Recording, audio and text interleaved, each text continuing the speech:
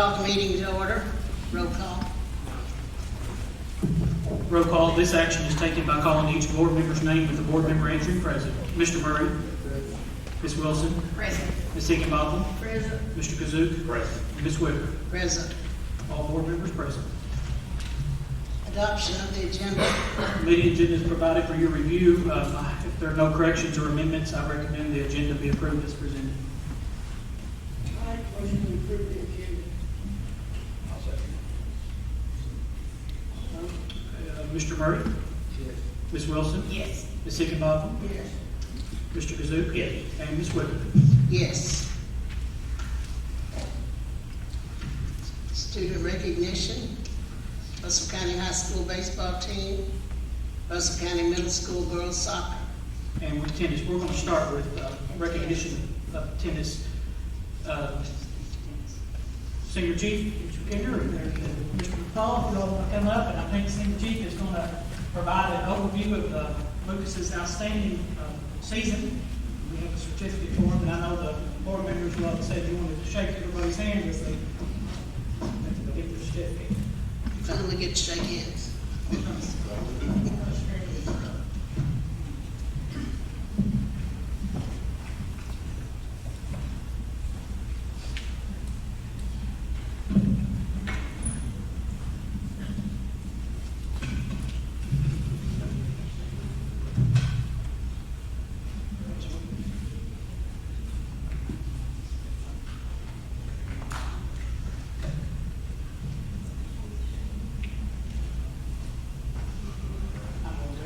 Senior Chief is going to give the.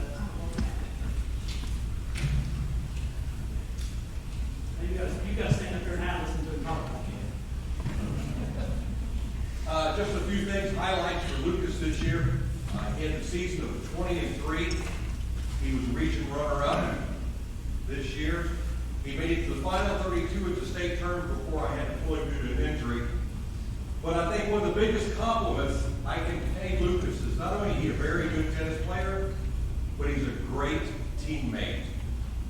He freely gives of himself and his time to better our entire team, and I couldn't ask for anything more from a young man than that right there.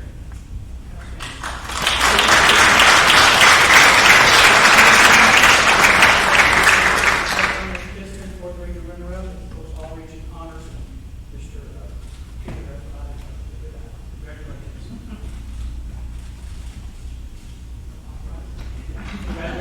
Lucas is no stranger to this stage. You all remember he's walked across this several times before.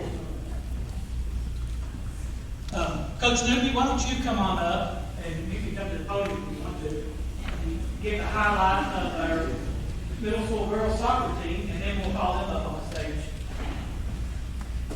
You want the mic?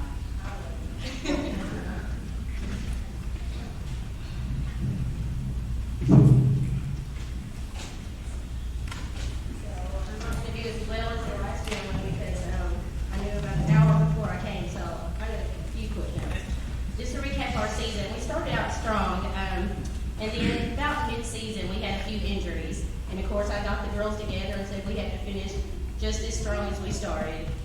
So we ended our season 19-4, and that was at district and conference. They ended up conference champs at the end. The team that we beat during conference was the team that beat us for district. So the girls stayed strong throughout the whole season, and they keep building. And as I tell them, we're just not only building, a strong team and a strong program, strong girls, and they're all great teammates.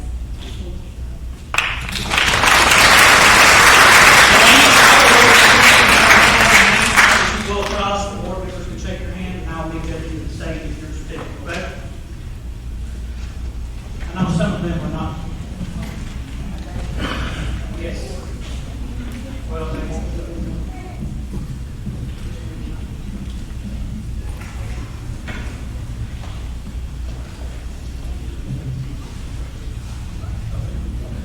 Okay, so Samantha Hernandez, but she's not with us this evening. Aaliyah Madrano, she's not here either. Madison Bennett. Madison.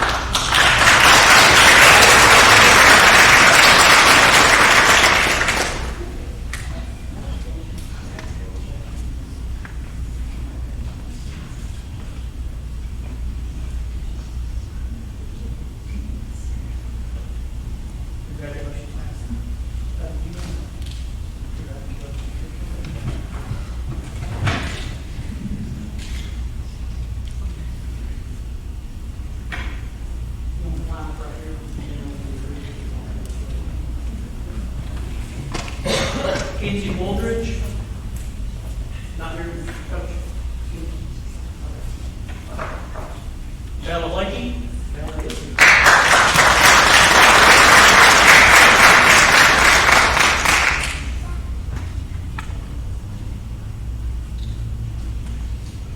And parents, you can find this on YouTube. If you search Russell County Online, then Russell County Board of Education board meetings. It's usually up to 9 a little bit later, or in the morning at the latest with regulations. Madison Hospital. Okay. Madison.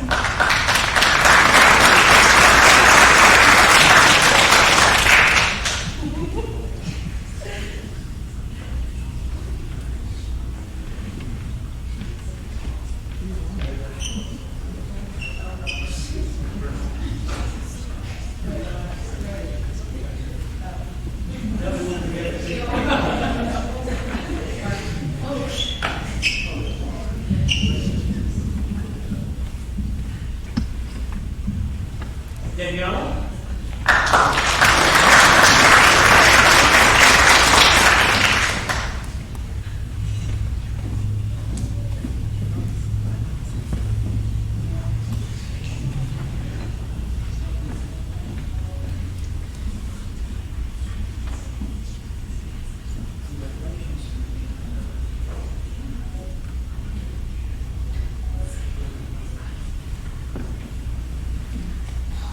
Jasmine Rowe.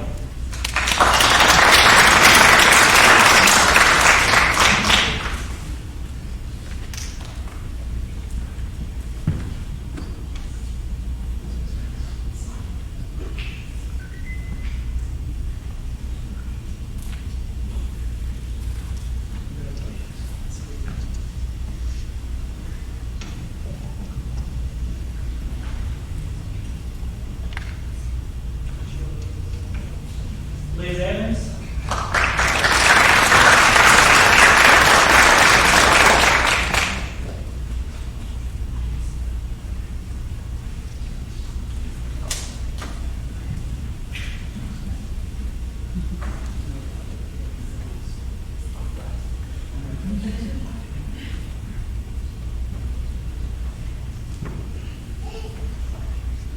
Gracie Burke.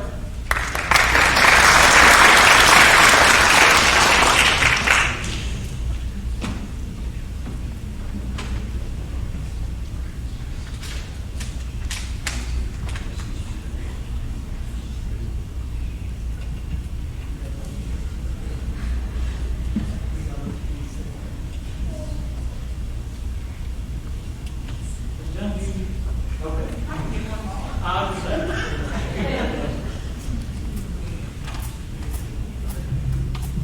Yasmin Gomez.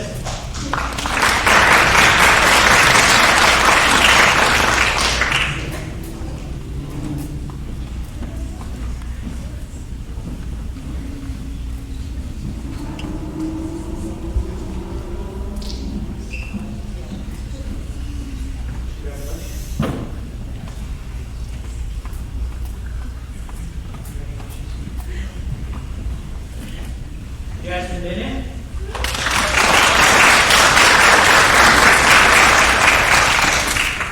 Hey.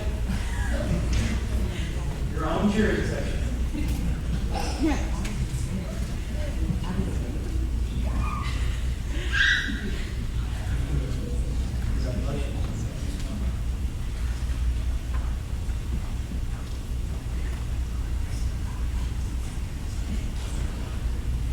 Caleb Evans.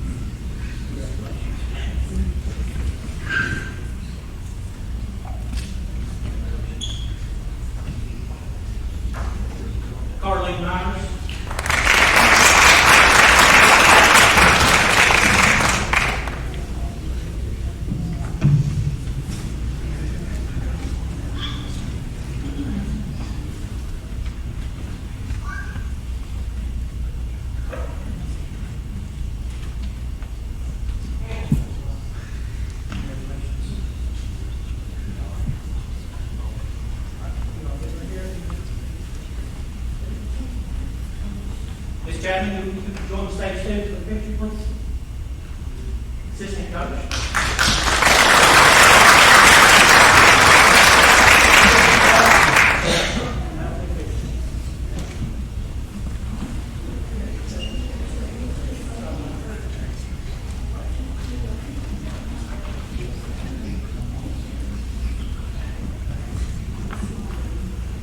Like, other position, really good. Yeah, reach it. See what that?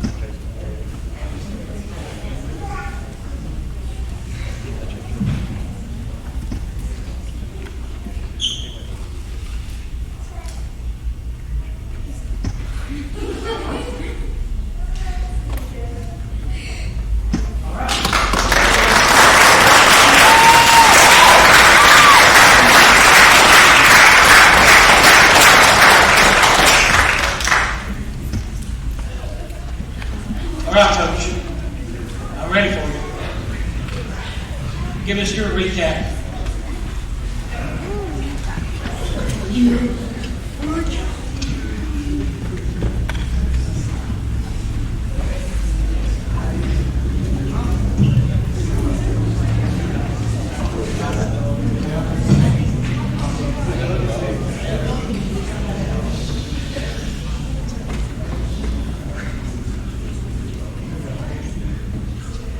Test.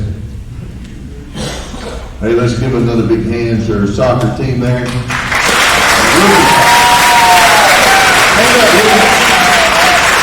Lucas, you know, he plays an individual sport there, and my office is back in the back. But wintertime, February, March, April, it doesn't matter. He was always out there practicing, sometimes by himself. But, you know, sometimes there's not a lot of fans in the stands with that, but you know, I'm glad for both our soccer team, middle school, great job, and then Lucas is an individual there because it's an individual sport, but great job going as far as you did. Be ready next year. Good job.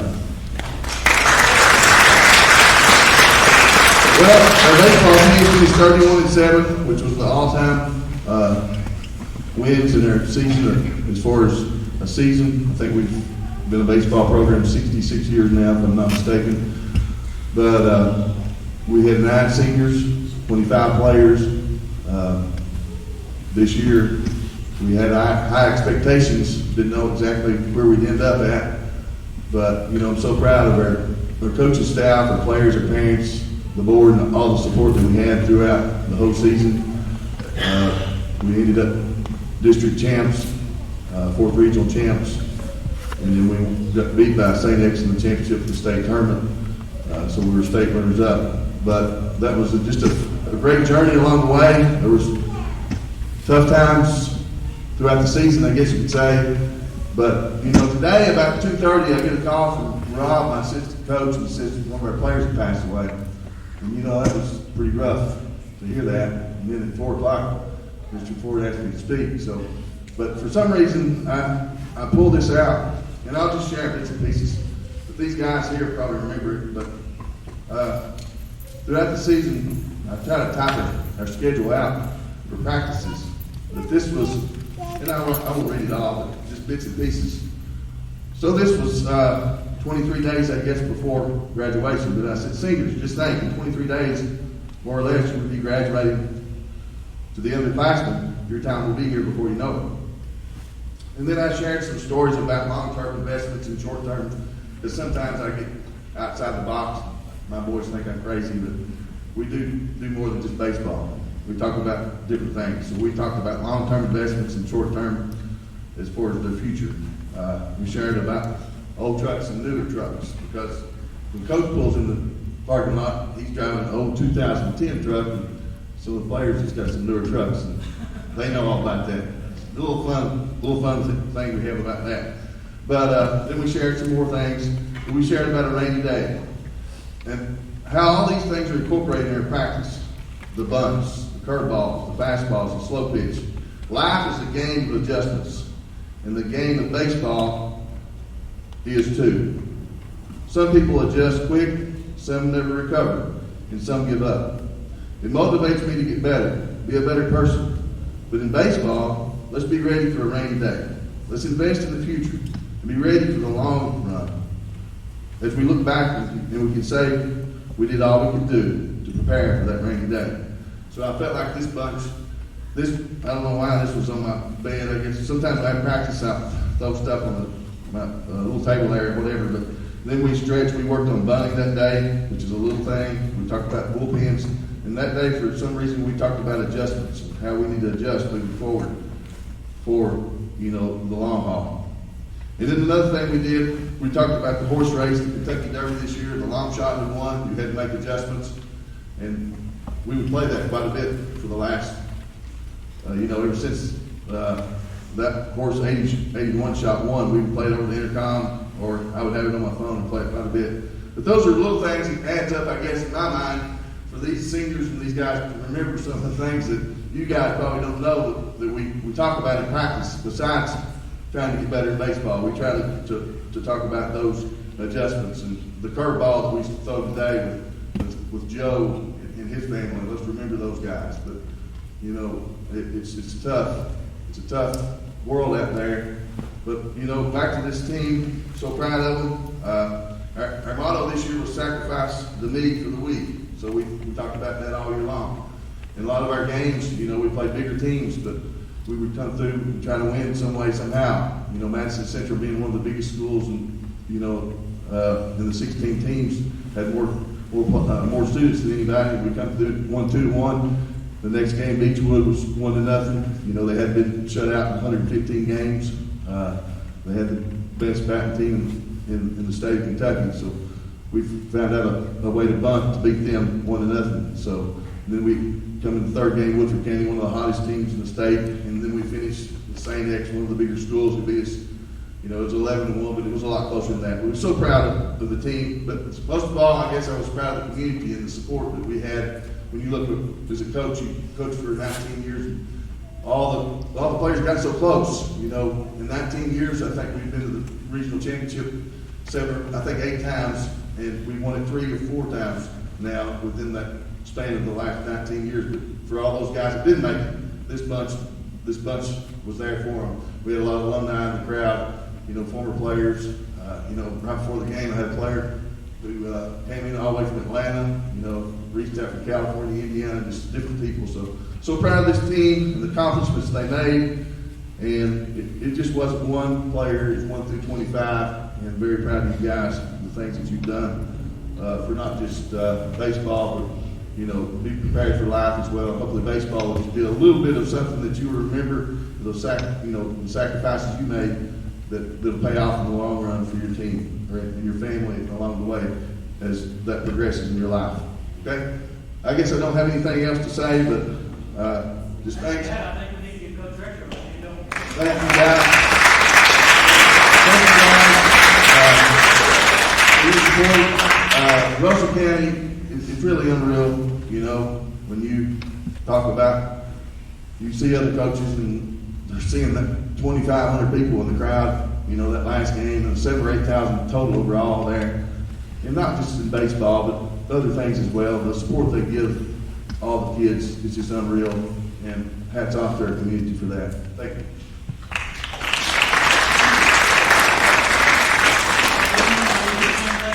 Soccer, I'll call your name and you come through here as the board member, shake your hand, we'll end up out here with a group picture. Sometimes, Coach, when you talk to Brent Hickenbotham about your lunch strategy, you question something. Mr. Nick Harris.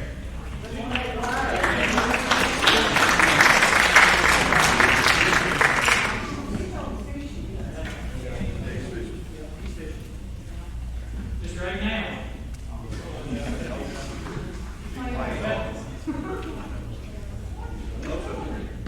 Austin Bartrow.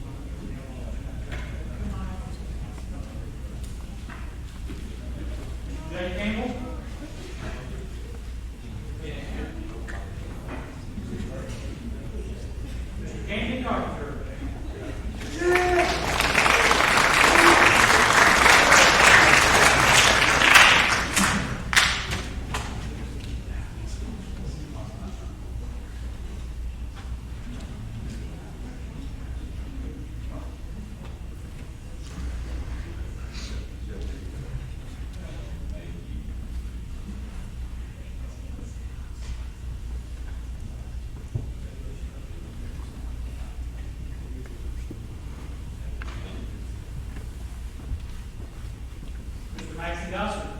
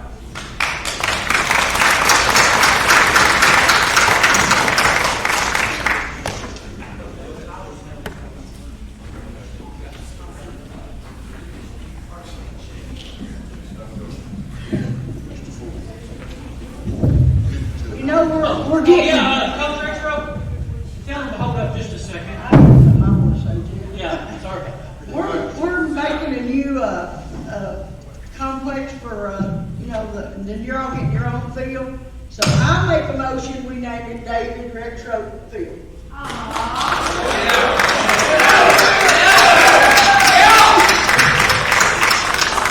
second it. Okay, second by Ms. Whippers. Can we call for a vote? Mr. Murray? Yes. Ms. Wilson? Yes. Ms. Hickenbottom? Yes. Mr. Kazook? Yes. Ms. Whippers? Yes. With unanimous vote, the Minnesota State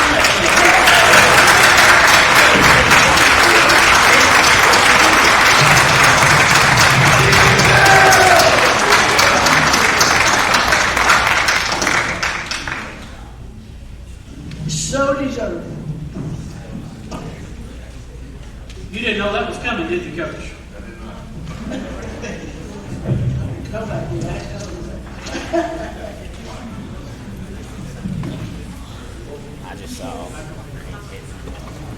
Is there anyone who'd like to make a comment?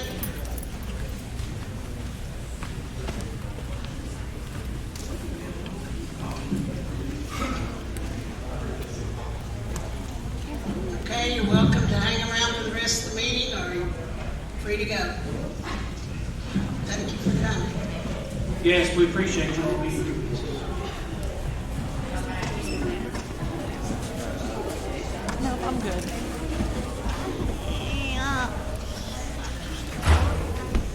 Next, we have the consent agenda items. We have the previous meeting minutes, payment of bills, school activity funds reports, financial report, field trips, and the treasury report for May 2022. Ms. Starks.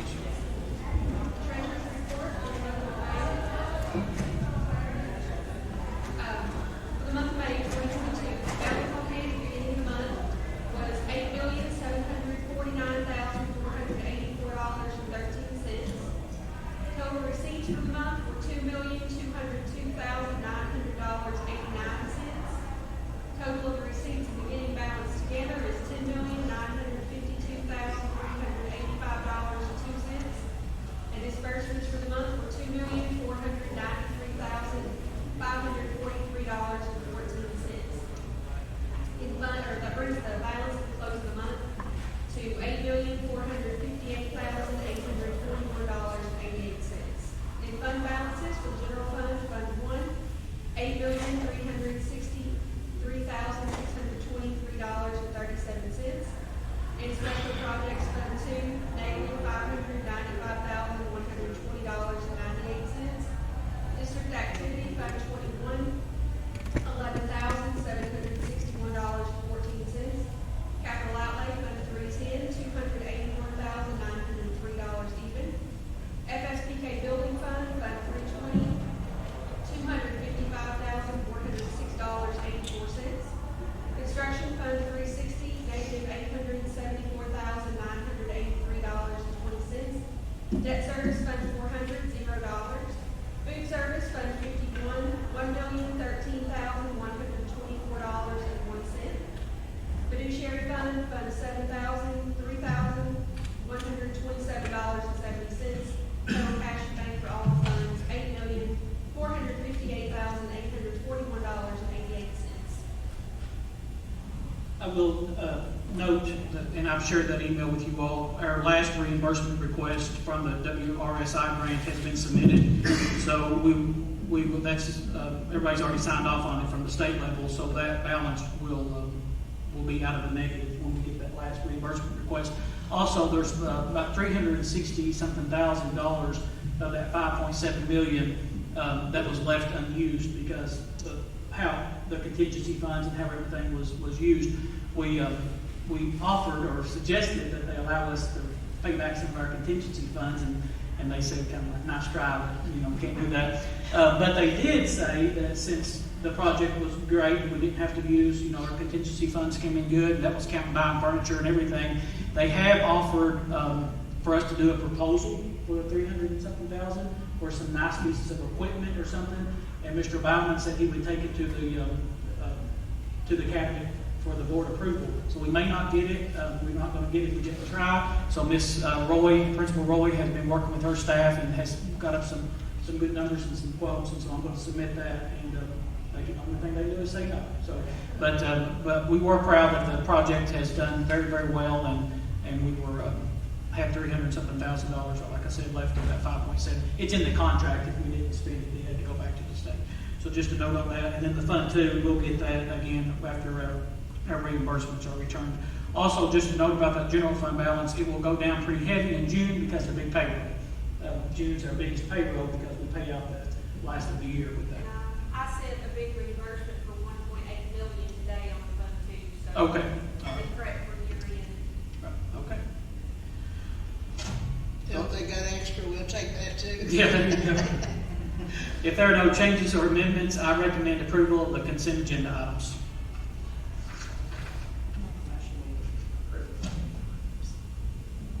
I'll second.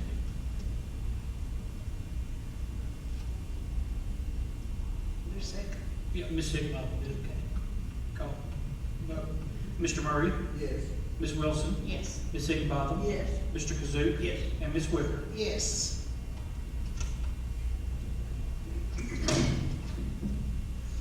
Revised BG1, Russell Springs Elementary School Security Festival.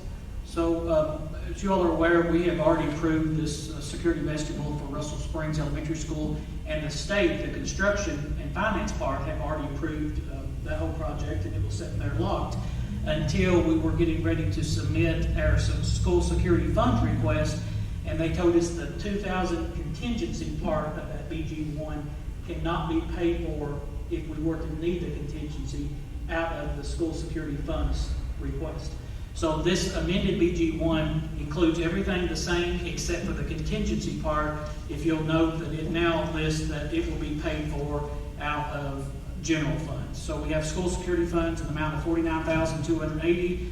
General fund will now cover the contingency of $2,000 and total funds for $51,280. So it's not a big deal. It's just if we were to run into a little issue and have to use the contingency funds, general fund has to pay for that. But this was the first construction or finance had not told us that until we submitted the working on the school security funds request. So So nothing has happened to that yet, we have to get it all. no, they're waiting on material. Yeah, it's It's already, like the freezer. it's in the pipeline. Hopefully it will not be as bad as the freezer.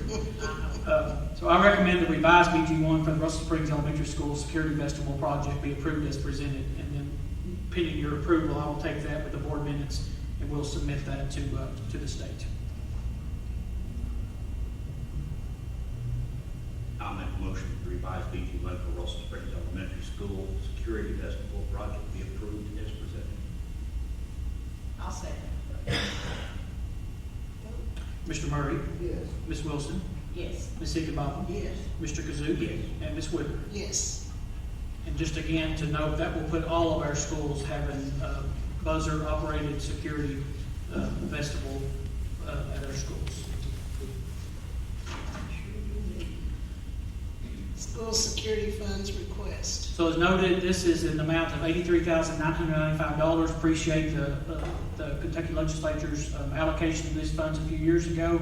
And as noted on the security fund request, this was used $49,280 for the security vestibule, and then the 150 locks that we've done to make it district uniform keying. Mr. Grouder could attest to the fact, for instance, at the high school, due to several phases of construction, a first responder may have to have used 3 different keys depending on where he was at or she was at in the classroom, and now that's uniform keying. And then to reimbursement for the front door and camera and intercom release at Jamestown Middle School in Salem, and then we have that at the A&C, and then we have purchased the radio upgrades, the additional handheld radios. So that fund is $83,995.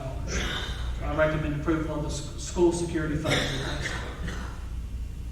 I make a motion to approve the school security funds as presented. I'll second. Mr. Murray, Yes. Ms. Wilson, Yes. Ms. Higginbotham, Yes. Mr. Kazook, Yes. and Ms. Whitaker. Yes. Construction management and engineering services for Russell County Schools athletic facility upgrades. Per your prior authorization and advertisement for letters of interest regarding construction management, engineering services for the Russell County Schools athletic facility upgrades was in the May 19, 2022 edition of the Times Journal. That's attached for your review. Letters of interest were received from Branscombe Construction Company for construction management and AGE Engineering Services for engineering services. The fee schedule for construction management services and engineering services, that's already set by the Kentucky Administrative Regulation, and we've attached both of those fee schedules as well, and you all have the letters of interest attached. I recommend that the Russell County Board of Education select Branscombe Construction for construction management, AGE Engineering Services for engineering services for the Russell County Schools athletic facility upgrades. Pending your approval with this and some other things, we would hope to be able to sell bonds later this summer for the project to come to you all. So I know we're going to look at early June or July to have that special call meeting to look at some other options and some things, but we've been on site with them, we've had Zoom meetings and with the company that represents the turf, so we will hope to be able to sell bonds a little later this summer.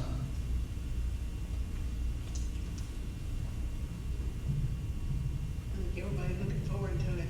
Yes, absolutely. You need a motion? Yes.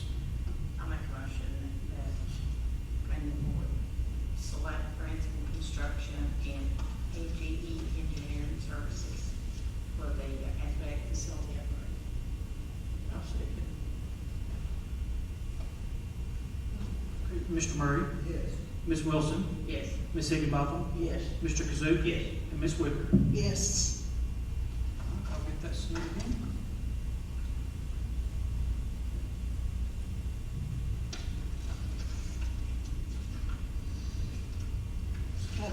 Oops. We just go with the computer went on.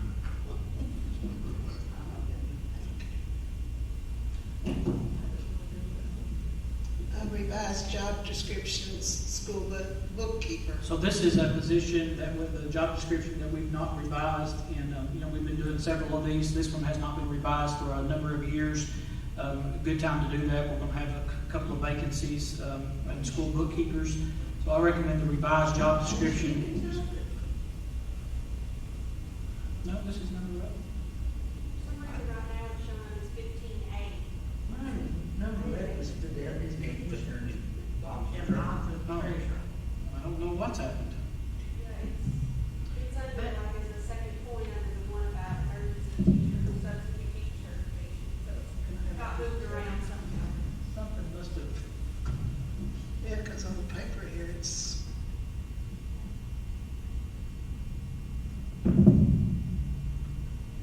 Now, the last person that uploaded something was the finance officer. I'm doing the best I can. That's I all wasn't you, expecting to do this. that's all you can ask, David. The best you can do. I'm just saying, if we had to do evidence, chain of custody, Jackie, stuff like that, so let me look right here.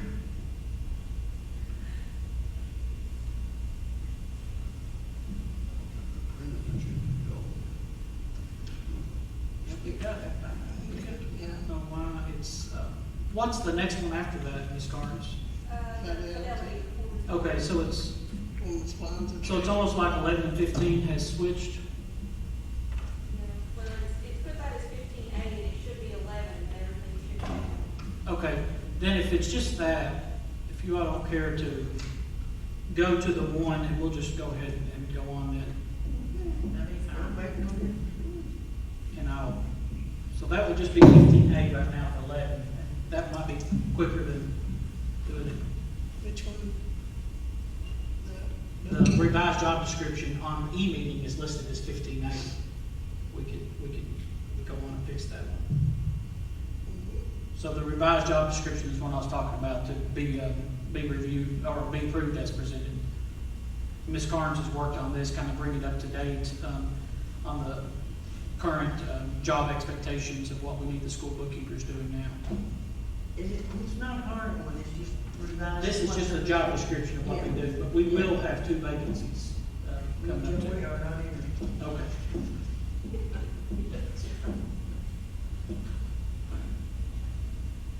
I recommend the revised job description for the school bookkeeper be approved as presented.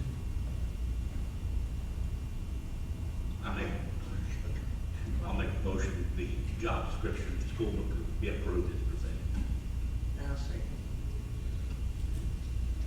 Mr. Murray? Yes. Ms. Wilson? Yes. Ms. Higginbotham? Yes. Mr. Kazook? Yes. And Ms. Wicker? Yes. So Fidelity bonds show up next on your all's okay? Okay. Okay. Fidelity Performance Bonds of Treasurer. So a lot of this June, and the June 30th meeting too, will be routine business that we do every year. This is by statute, KRS 160.560, and Administrative Regulation 702 KR 3:0880. It is the duty of each local Board of Education to bond its treasurer and any other school employee who's responsible for Board of Education funds. Bonds are attached for your review. I recommend approval of the performance bonds for the school year 2022 to 2023. I make a motion to that effect.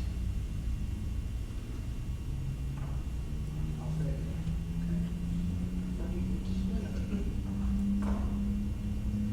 Okay, Mr. Murray? Yes. Ms. Wilson? Yes. Ms. Higginbotham? Yes. Mr. Kazook? Yes. Ms. Wicker? Yes.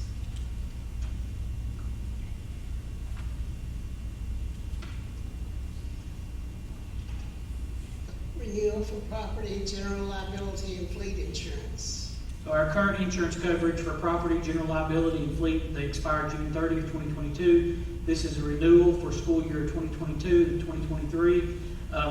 Ms. Carnes can speak to this in a minute too. Some school districts have even had a problem of getting quotes for property, especially after what happened out west and tornadoes and things like that. One thing I do want to bring to your attention, and Ms. Carnes, you can speak to it, is if we added the additional optional coverage of an additional $1 million for $10,923. If you want to speak to that, Ms. Carnes. Yeah, it's my understanding it's an umbrella policy, so it takes what we already have, $1 million, and basically double the coverage that we have on those areas that are listed there. It's not everything, but it's the bulk of our, like errors and omissions and, liabilities, some of those types of things. It's everything that's $1 million would be up to the $2 million with this. Hurricanes. But it does cost an additional $10,923. So that was something that we wanted to bring before you all. And then on the motion, we can amend that if you all do want that, to include that with the additional optional coverage. Does it cover hurricanes? Hurricanes? Tornadoes? It would on the property, wouldn't it, Ms. Carter? She's asking for tornadoes. I'll let you look at it. Is it something that we need? Do we need to? Well, it's kind of like, Yeah. you need insurance, but then you never hope to have to use it. Right. So, If you don't got it, you need. Yeah, so it would give the extra coverage on general liability, the employee benefits, auto liability, school leaders, errors and omissions, law enforcement liability, and sexual misconduct and molestation. So it does not add additional to like property coverage. It's really those more liability type, yeah. coverages that we have.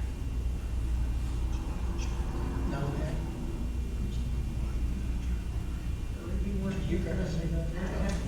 Mr. Hoover made a good point. We have been blessed and we've not had claims in those areas. So, we But we did. it would be that, it would go over that. But thankfully, we've not had claims in those areas. And maybe we could do without the extra coverage, you think? Well, it'd be save $10,000 more. It's totally up to what, it's, I don't see any use for it. Don't hold me on that one. So I have well, we're just at the mercy, yeah. So I recommend that the Russell County Board of Education renew our policy with Liberty Mutual from McKinney and Blair and Grider Insurance Agency for property liability and fleet coverage for the 2022-2023 school year. And that would be at that first, without that additional, if that's what you all want to do. $10,000 ain't much. Doesn't matter. Yeah, that's what Gerald said too. It's better to be open and sure than I do. Yeah, it's whatever you want.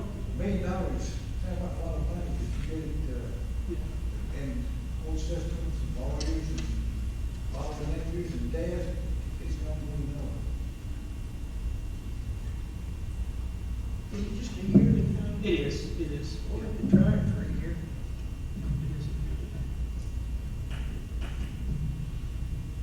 So if you all do want that, whoever's gonna make the motion, then I I'll would, make a motion to do it with extended insurance. with the extra coverage, okay. I'm gonna say.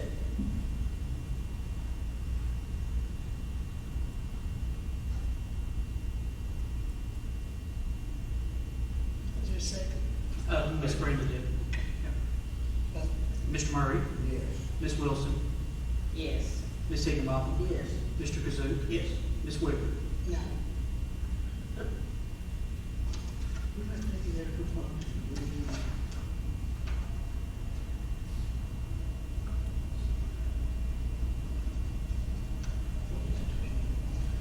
Amendment, Russell County Schools 2022-2023 staffing and allocation policy. And I apologize for this. This was an oversight on my part the last time that we did this for the May 1st deadline for the site-based councils, but we had every intention, Ms. Carnes had advocated for it, and I fully supported it, of moving our instructional assistants. They're currently paid, there's 170 school days. They're paid for 4 holidays, and that's 174 days. But that's a school year, but that is not a year of credit on retirement. That's 11 months on that. So if we would change those positions from 174 to 180, and also the bulk of that is kindergarten, special ed, and preschool.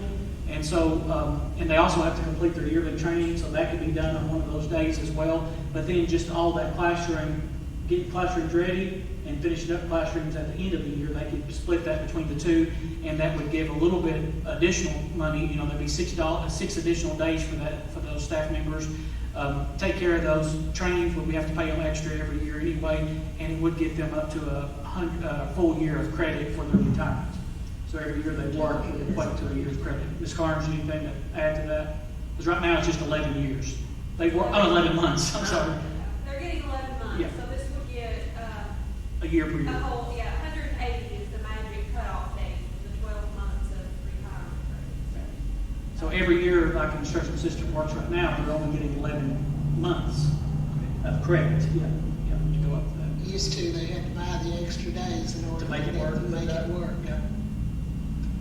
So this amends the previously approved staffing allocation policy to have those days for that. I'll make a motion. And, let's see, Ms. Carnes, was there another one on the administrative assistants? Yes, the front office. Yes, and I've got that noted. At the elementary and middle school, the administrative assistants, they were in that same boat with 174 days. So this would put them up to 180 days as well.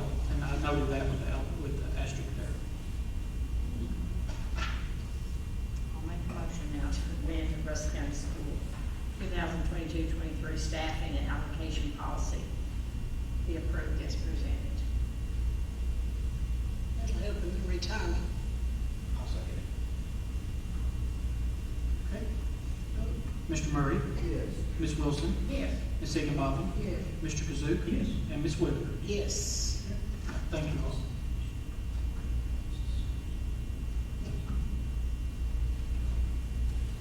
FY 23 pay dates. So it's necessary for the board to set pay dates for fiscal year 23, which that officially starts for us July 1, and you all have a copy of that, and I recommend the approval of fiscal year 23 pay dates as presented. I think Ms. Carnes has this worked up through 2026, if I'm not, is that correct? I do, yeah. Yeah. She knows when everybody's getting paid up through 2026, Mr. Kazook. Sounds worth for me.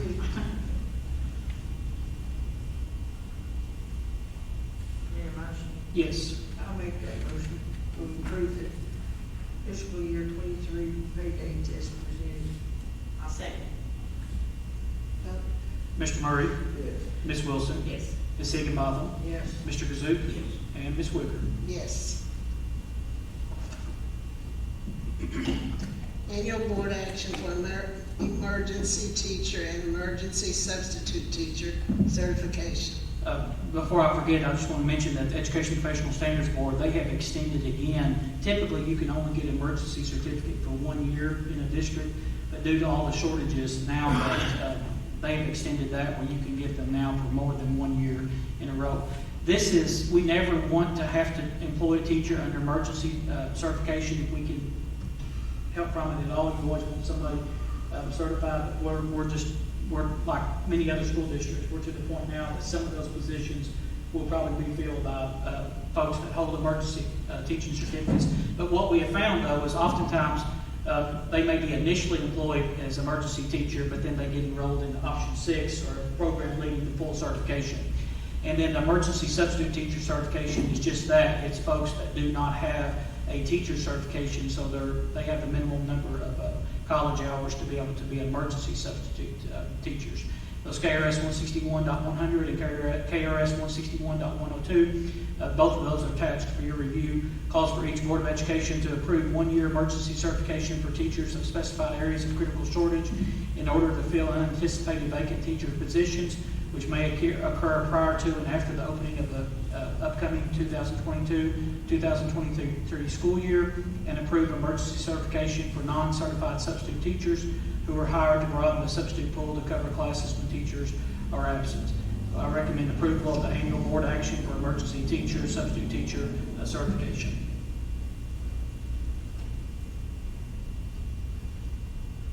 I make a motion, we approve the annual board action for emergency teacher and substitute teacher certification.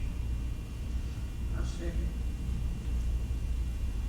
You say that, Ms. Brenda? Yes. Okay.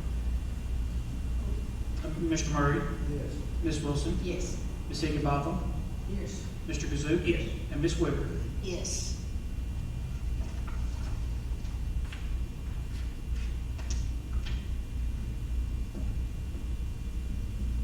(2022-2023) district funding assurances. Again, this is a lot of routine business that you all see each school year, and this is something that's no different. This is something that we bring before the board each and every year.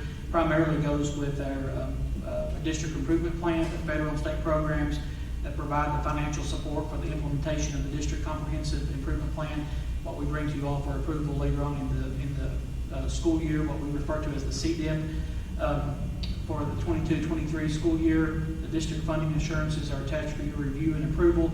So we have to go into what's referred to as GMAP. It's the system we use to submit our plans. And note that basically what it's saying is each program that we receive funding by, that we will administer that program in accordance with the assurances. And then I submit this, and then I submit a little cover letter noting the date that the board has approved it, and send that to the state. The funding is not released for each school year until these funding assurances are approved by the board and then submitted to the state. So I recommend that the Russell County Board of Education accept the 2022-2023 district funding assurances as presented.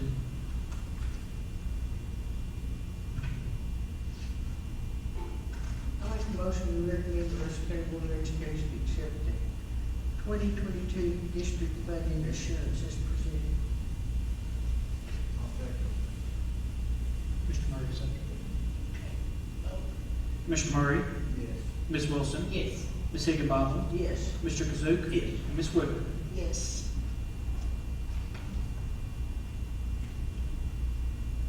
Declare surplus, accept sealed bids. Per Russell County Board of Education Policy 04.8, the superintendent shall advise the board when certain properties are no longer needed for public school purposes. Upon receiving this report, the board may, at such time as it deems proper and after compliance with applicable state and federal regulations, authorize the disposal of school properties through closed sealed bids, public auction, or sale for at least the fair market value established by certified appraisal. The board reserves the right to reject any and all bids. The complete policy is attached. The following items are no longer needed and or are unusable. That should be unusable. And are recommended for surplus. Listed with description and pictures are attached. We have several cafeteria tables. We've been able to use cafeteria funds to purchase new tables. Have 2 Ford F-150s, a Ford Taurus, a Dodge Ram 1500, and a Ford Expedition. And you can see the condition of those. If you bid on one and got it, Mitchell would come after you I probably. asked him to bid on this. He said, what? So you can see pictures and a description of the vehicles listed there. They're just bad, worn out, and not usable. I recommend the Russell County Board of Education declare the attached list as surplus property and authorize Superintendent Ford and or his designee to advertise for sealed bids with the option to reject any and all bids. So with your all's permission, we would advertise for this in the newspaper, and then we would bring the bids back to you all for approval or rejection. I'll make a motion. Bless you. Commissioner. I'm gonna be here. Mr. Murray. Yes. Ms. Wilson. Yes. Ms. Higginbotham. Yes. Mr. Kazook. Yes. And Ms. Wigger. Yes. I want bid. I love bidding. You're just gonna bid because it's fun? Yeah. Contracts, get hung up on that word all the time. Memorandum of agreements approval. We have the Georgetown College Education Department Clinical Practice Agreement. We can place their students in their education department in our schools to get their practicum hours, student teaching, things like that. Somerset Community College Upward Bound Program, that is for high school students that have not, neither parent have graduated from college and they're in that program. This agreement allows Somerset Community College to use our buses, and they pay for our driver and the rate per mile. And then Casey County Schools, Kentucky School for the Deaf, transportation, that's worked really well as well. We pick up the students on our way to Danville there in Casey County, and then Casey County reimburses us back for half of that driver and half of the aid. So, I mean, just being blunt, we're going to Danville anyway, and it works out. It works out well. We just had a few minor bumps of just a few times with the kids, but nothing at all to where Mr. Wolford would say, no, we don't need to be doing this. He said, it worked out fine. So Somebody go along with them. there's an aide on that bus. Yes, I'm sorry. Yeah, there's an aide on the bus as well. And Ms. Carnes computed the amount to charge there for both of those, Somerset Community College and the Casey County with the Kentucky School for the Deaf. So I recommend approval of contracts and or memorandum of agreement that have been approved by the board attorney. And Casey County had asked if we would do that again this year. Makes sense. It does. It works out very well.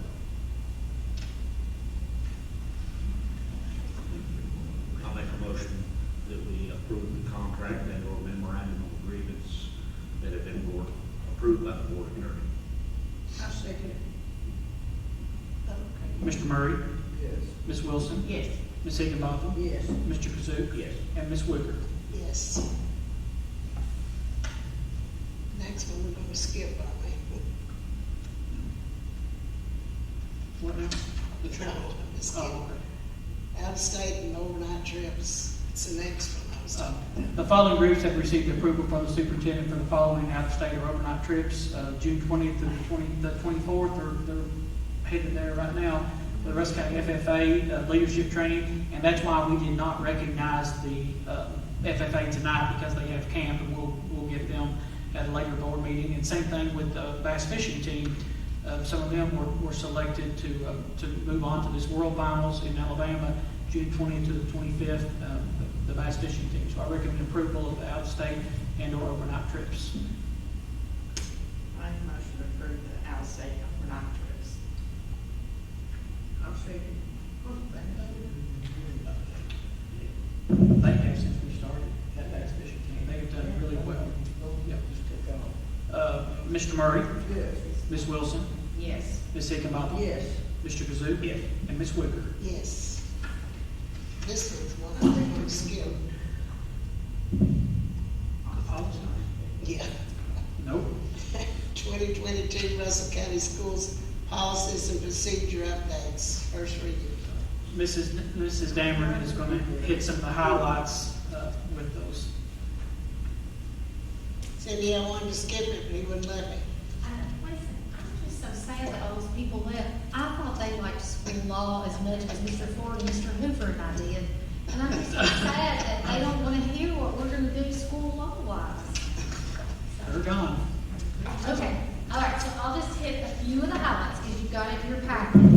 I will tell you that most of these are, and you probably noticed that, are legal updates, like a KRS went into effect, and so the policy, they sent us the recommended policy to update those.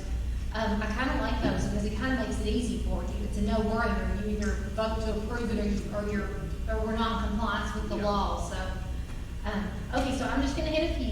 A couple of them that are changes this year that you all probably already know about is the fact that, the principal selection is going to go back now to the superintendent being able to do that after he consults with site-based.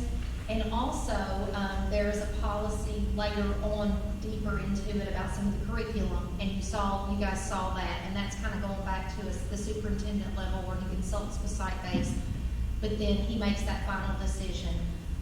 There's a quarantine leave policy in there now, if there's contagious disease, and I appreciate that they just didn't put COVID, because a lot of times we'll have somebody with flu really bad, and they are sick for days and they're quarantined, but yet they're burning a lot of sick days. So that's in there.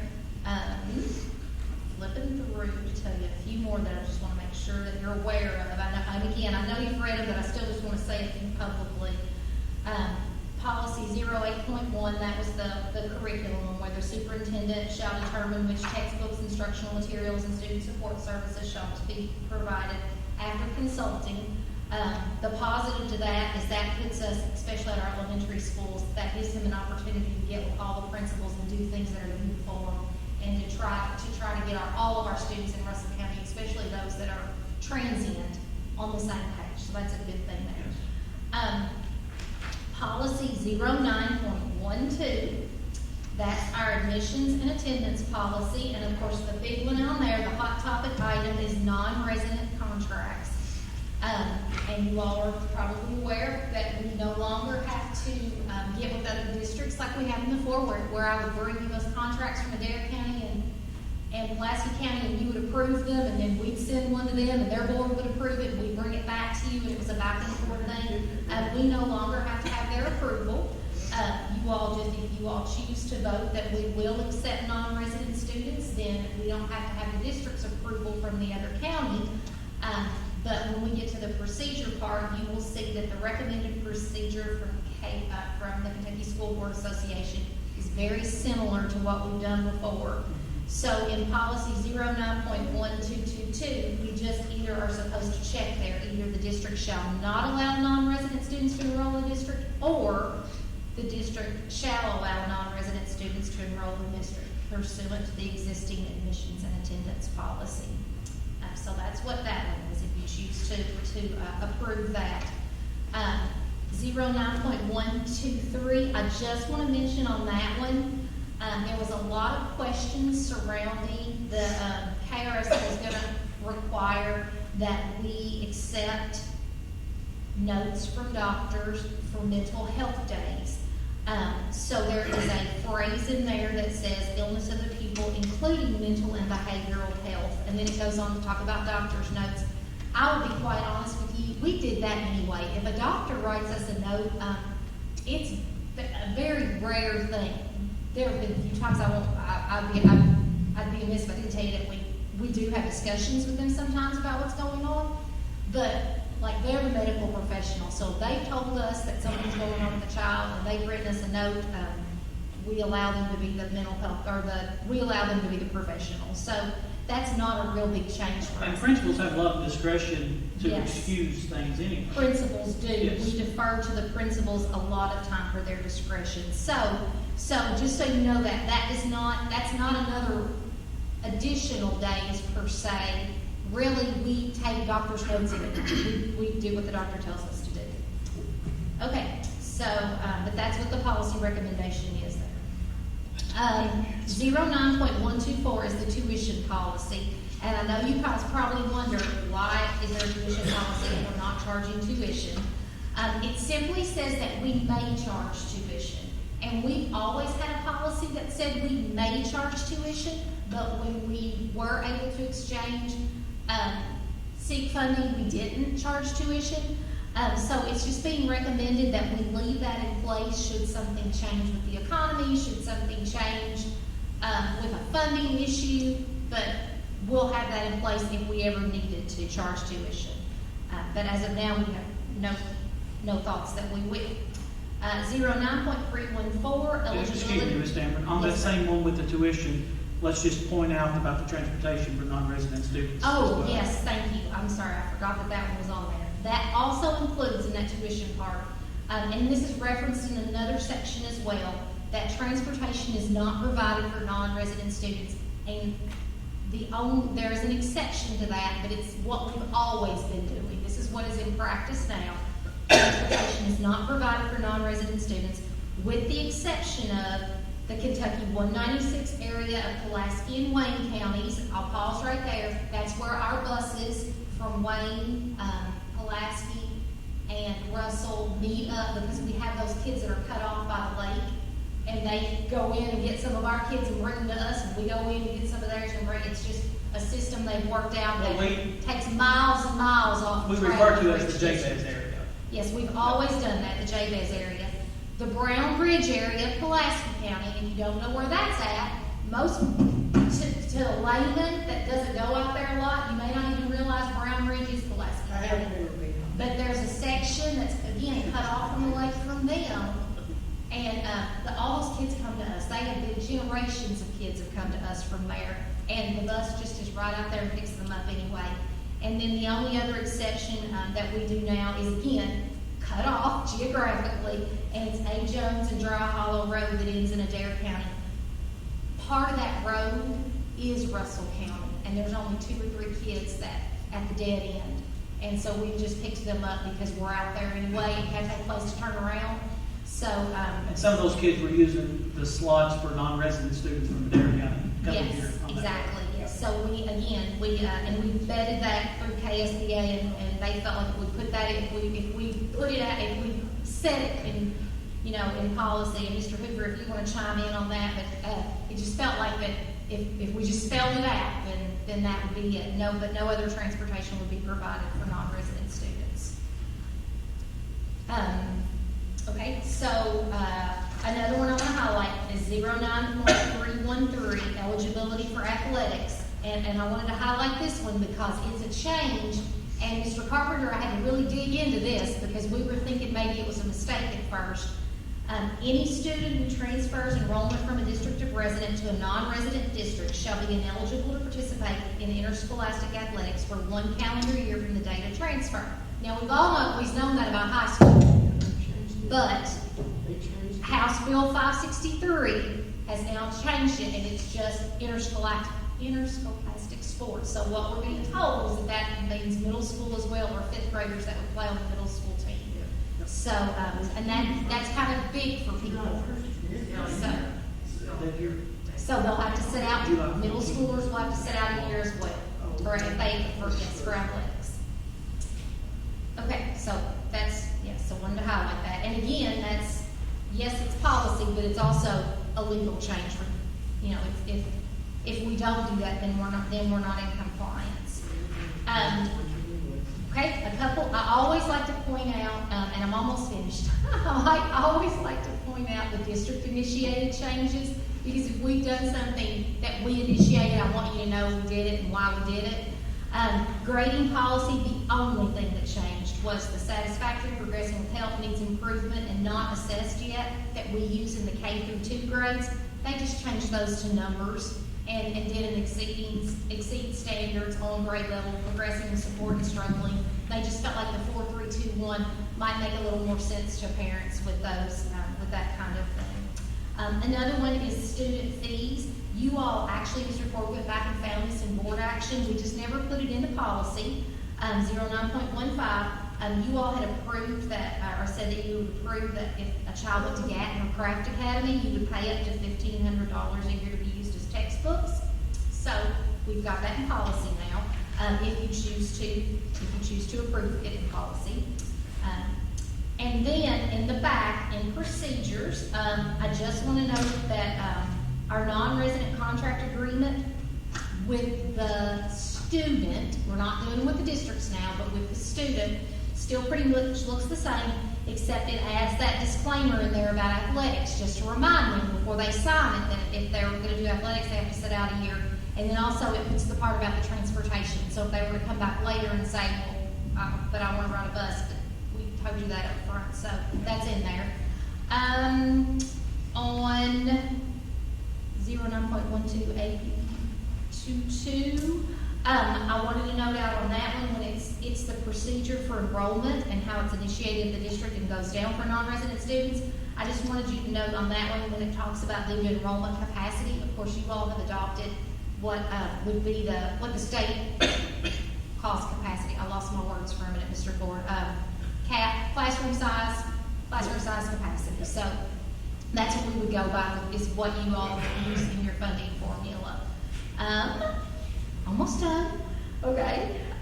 District initiated, we're changing 09.43 AP 21, which is our discipline referral form. We have not used a district-wide form. We do not have it in policy because all the schools use something just a little bit different for a discipline referral paper form that goes to the office. And so we've been working, the Bounce Coalition, Dr. Joe and Beth came down and met with a representative, an admin from every school, and Mr. Ford and I, and we really worked on making our discipline policies our discipline procedures a little more trauma informed, and added some things like restitution and mediation and behavior contracts and some of those things. And so we think this form that's attached will address those things, and now we can all be on the same page. So we're ready to use a district form. So we would request that you accept that. It shows you the blue and the red that's getting changed, but if you flip to that last page, that shows you what the actual form looks like, the black and white page. So, and finally, last one, district initiated, but it's because you all know that the student, the school safety marshal sends down his compliance officers now to make sure that we are compliant with safety. And one of the things that's come up in his conversations with the SROs is our visitors to school policy 10.5, procedure 10.5 AP1. And one of the issues is that every time he's come, we've had parent or guardian or grandparent cars in the parking lot as early as 1 o'clock when school doesn't let out till 2-3. And we've got children outside doing classrooms and children on the playground, and that's basically a safety issue, he says, because of the fact that there are just adults on the campus when kids are outside unmanned. So the recommendation was that we just not permit those vehicles to enter school campuses for dismissal and or the student pickup line prior to 15 minutes before each school's dismissal time. So that's a change that comes from them. And we have some great parents, and some wonderful grandparents, but of course at any point, anybody can line up out there that we weren't aware of. It's So a this is safety one more layer of issue, safety that and you we're want gonna us. get that out this Yes. summer, and we're gonna ask for compliance, because So, yeah. that is, if you all approve it, that's gonna be what we're gonna go by. Yeah, it is. It makes sense if we restrict traffic and people coming on our campuses, why would we just turn it wide open, right, Mr. Grimer? Yeah, and our safety updates that I attend, we have at the webinars and all through the state, that is a big issue. It is everywhere. Not just ours. Yeah. We have great parents, and no one's ever caused any issues. But whenever this new compliance, part of the penalty phase is, and being in compliance, there's a whole list of things that we have to make. And I know if y'all approved a lot of those and got them checked, but if we get the penalty phase for that, we are not in compliance. We don't build a new complex, we don't build a new middle school. The penalty phase is you get no future funding. And each time their compliance officer comes, maybe he'll be at Russell Springs, and they're lined up, and they're already waiting while students are out on the playground. They just shake their head, it's a no-no, but it's not just our school. A lot of schools have an issue with no parking, getting them off the roadway and stuff. But so they have really recommended in all of their updates that you only do it within 15 minutes of your dismissal time. So middle school, high schools at 2:30, Russell Springs at 2:40, Salem's at like 2:42. So it's 15 minutes before. They are really pushing to keep, and we've not had any issues. We've got great parents, guardians, and that. They're just saying that if you're gonna lock it down, you're gonna have it buttoned up, why do you turn it loose an hour before school's out and turn it loose when you never know what some individuals had the night he's had before? We don't know if the boy didn't get to play ball on Friday, on the night before, and they're upset at maybe a staff member. Could be their own employee that's mad. So they try to encourage us to make sure that, and that's what they're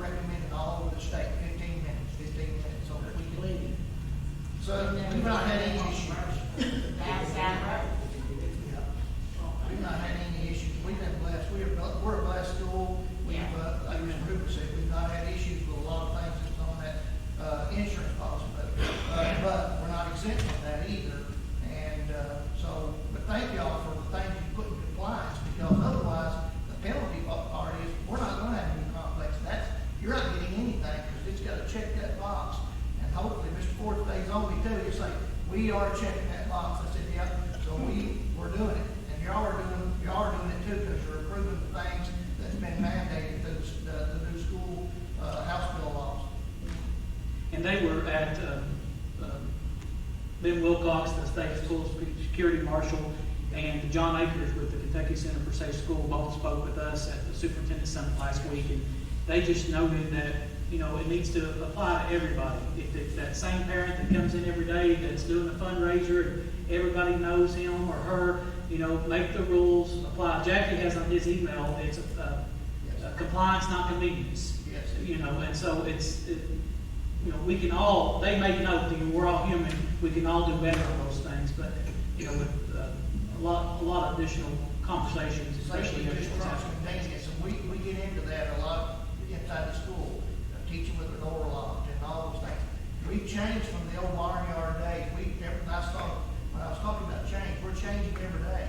And one of the, of course, it's getting closer, so that's another thing. It's easy for a teacher not to stop and lock that door, but that's some of those mandates. And when that compliance officer comes through, if he was with me, we're on tight needles coming through here, because the first thing he's doing is he'll check, he'll say, open this door.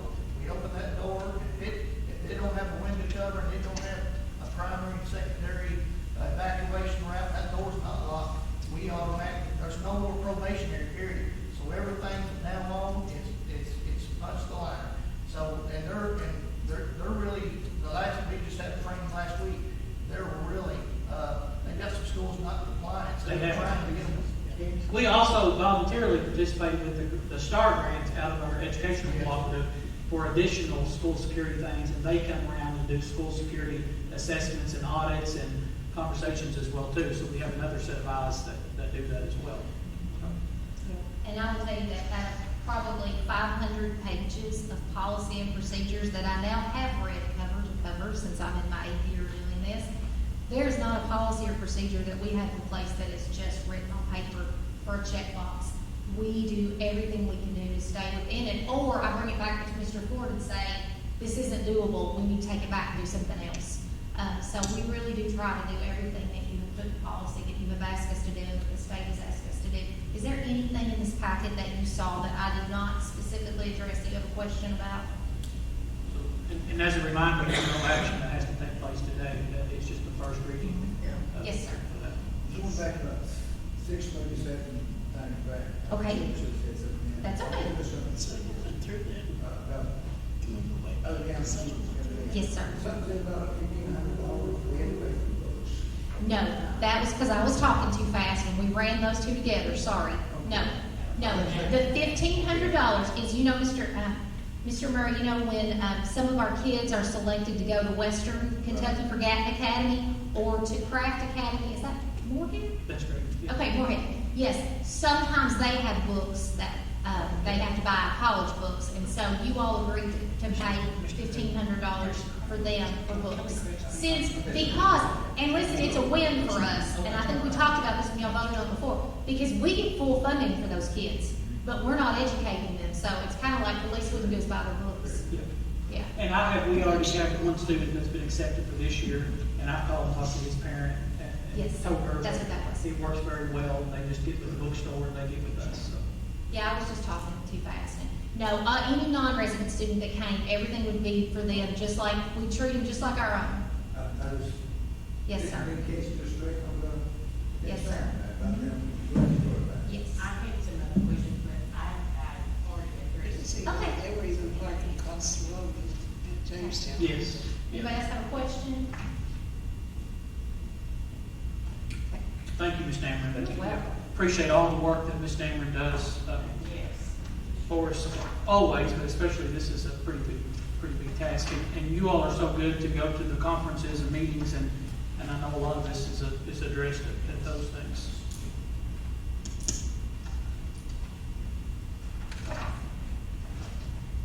Thank you, Ms. Taylor.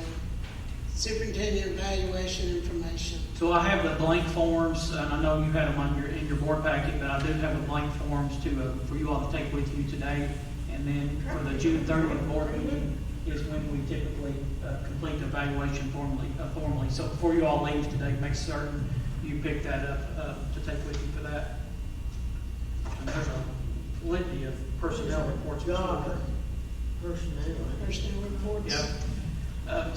Ms. Sandra Radford, Jamestown Elementary School, resigned as an instructional assistant. Mr. Weston, Salem and Jamestown Elementary School, he's retired as assistant principal. We thank him for all of his years of service. Rebecca Godby, Jamestown Elementary School, hired as a cook cashier. Mr. Kevin Reynolds, hired as Russell Springs Elementary School's principal. Frida Aaron, for many years of service, and she's retired as Russell Springs Elementary School's secretary and bookkeeper. Valerie Reynolds, resigning as Russell Springs Elementary School teacher. She got a job in her home county, wish her well.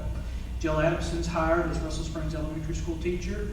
Mr. Bo Roy, retiring as custodian at Russell Springs Elementary School. Jonathan Richards was hired as the assistant boys soccer coach for the middle school. Caitlin Stapleton, Russell County Middle School as special education teacher. Caitlin Henson, Russell County Middle School science teacher. Lance Coots, Russell County Middle School math teacher. Catherine Decker, Russell County Middle School ELA teacher. Danielle Helm was hired as Russell County Middle School for the new Family Resource Youth Service Center director. You all will meet her at a future board meeting. And Ms. Haley Mahaney, Russell County Middle School, resigned as an instructional assistant in the MSD unit. Jason Pierce resigning as Russell County High School custodian. Chris Taylor will fill that part for the additional assistant baseball coach that you all allocated. Alyssa Thomas is hired as a Russell County High School head dance coach. Josh Popperwell is resigning as assistant coach and JV head coach for football. Keith Emerson retiring as food service director, and we thank him for his many years of service. Mia Best, district classified substitute. Presley Johnson, classified substitute. Cameron Cook, classified substitute. Emily Huddleston, classified substitute. Nicholas Minyard as district substitute teacher. All of these, the following are all substitute teachers. Virginia Huddleston, Riley Popwell, Ashley Miller, Jalen Lloyd, Landon Hargis, and Sarah Hall. Those are all as district substitute teachers. Ms. Whipper, that concludes that part. Just a public comment. Public comment? Well, I wasn't intending to, but first of all, I want to say I think it was wonderful that all these student athletes got recognized for both individual and their team success. And my next comment, I just may not know what's happening, but I would really like to see some recognition if it exists. You know, if the district has debate teams or chess teams or bridge teams, you know, some mental gymnastics to have kids kind of get involved and do that. But if the district isn't doing it, you know, we can't debate ourselves. Although I do that a lot to myself. I want to agree with Ms. Dameron, though. It was very disappointing as I was sitting in the back to all of a sudden look around and say, well, we don't get many people here, and it disappoints me almost every month, and I don't think every month, but I try to, that more parents don't come in. I can understand why they don't entirely, because I don't have the depth of paperwork to really understand a lot of the issues, but I guess I've never hesitated to make a comment about it. I'm very disappointed with Jackie because, and Ms. Dameron, they reduced my educational period of 1 hour reading in my car. I didn't know where he was going with that. Because I am one of those parents. You're one of those good parents, they said. You're and I one. read. And that's, I mean, to be honest, my life's meant to be because I come early to read. If it would So help you. I have a tongue-in-cheek proposal retired military that served over 30 years. If it would help you, I would talk to Miss Brenda at the garden center, and there's some big, pretty shady trees. I would say you go back in there every day. Now, I understand it, if we, we think about Uvalde and Newtown and all of these places that fortunately haven't happened here. We've got to take steps which unfortunately have been driven beyond our control to do anything. Yes. So, And I appreciate you saying that, Mr. Onion. Mr. Onion has never been an issue there. He reads, he's dedicated, he sets his vehicle, he never says a word. He gets his business done and he's out. So we have those good parents and we, Mr. Dameron and I, Mr. Ford and I talked about that. It's hard, it's a hard task, but that's what we're recommending all through the state. So I would hate to know that we made exceptions, we just do it across the board and there's no one action. Nobody has no issue. If they ever let us You upgrade, can't make an exception, even with my tongue in cheek, exception. And I appreciate. There are, unfortunately, there are military people who've done some of the things that we're trying to prevent. So there is no category of person that you can guarantee will never do something. And that is almost verbatim what they talk to us at Safe Schools, because they will say, you don't know if someone, well, that's Miss Jones's wife, husband, that, he's just here to see her. But then they say, well, how do you know that they didn't have a horrible domestic dispute? That is nearly, isn't Jay? That is nearly verbatim, that you just don't make exceptions, period. We need to determine what that threat to be, and you study those things, they're not that many. Thank you, Mr. Onion. Yeah, that's a very good point.